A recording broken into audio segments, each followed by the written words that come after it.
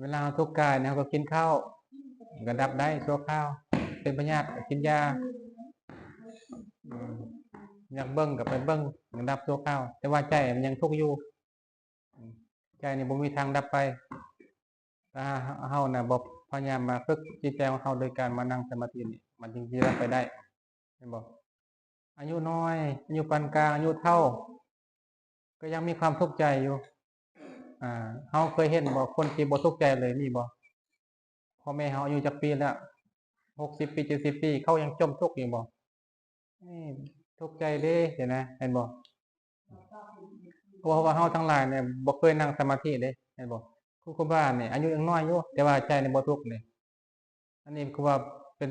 กล้ายืนยันว่าใจนี่บ่ทุกข์แต่ว่าเฮาเห็นบ่บางคนนี่อายุ70ปี60ปี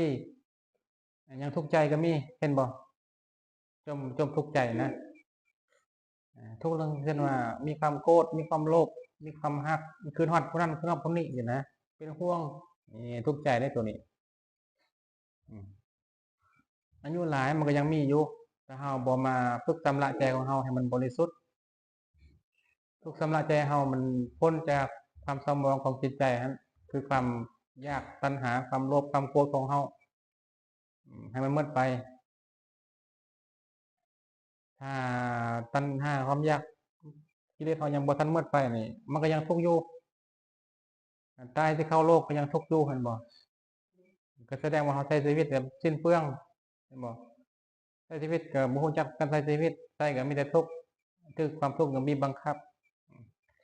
บ่เป็นอิสระจากความทุกข์จักเทื่อนี่เอิ้นว่าเฮาบ่รู้จักการใช้ชีวิต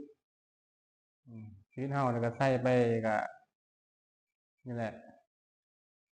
ตายชาติหน้าก็เป็นคือเก่าเห็นบ่นิสัยเฮาก็ยังคือเก่าตอนน้อยเฮาเป็นนิสัยแบบใดผู้ใหญ่มากก็ซ้ำแบบเก่าหั่นแหละเฒ่าแบบเก่าอยากได้อันใดก็สั่งเอาโลดได้บ่บังคับขู่เข็นเอาตอนยังน้อยเฮาอยากได้หยังเฮาก็ไปขี้ไปปล้นเอาวัยปานกลางเฮาก็อยากได้อันใดเฮาก็พยายามสร้างผู้อื่นบัดเป็นพ่อคนเป็นแม่คนแล้วเขาบังคับลูกนี่เฮ็ดจังซี่บ่ได้ตั้งใจเว้ยสร้างบางทีตี้บางทีด่าก็มีเห็นบ่นิสัยเฮาคือเก่าไปดับความอยากเฮาคือเก่านี่ยังดับบ่ได้ความอยากมันก็ต้องทุกข์อยู่ตายเกิดชาติใหม่ก็เป็นคือเก่านะเป็นคนคือเก่านะถ้ายังดับความอยากเฮาบ่ได้นี่เฮาก็ยังต้องทุกข์อยู่นี่เฮามานั่งสมาธิก็เพื่อว่าจะมาเห็นความอยากของเฮาดับความอยากของเฮาดับทุกข์ของเฮาจุดประสงค์การนั่งสมาธิเด้นี่ให้มื้อนี้ให้จำเด้อจำตัวนี้เฮาทุกข์เพราะเฮาอยากเด้อเฮาทุกข์เพราะเฮาอยากสังเกตมือดีเมื่อเฮือนเฮาไปนั่งสังเกตตัวเองดีเบิ่งลมหายใจเลยเฮาทุกข์เพราะหยังเนาะเฮาไปสังเกตเด้อเฮาทุกข์เพราะหยังเนาะ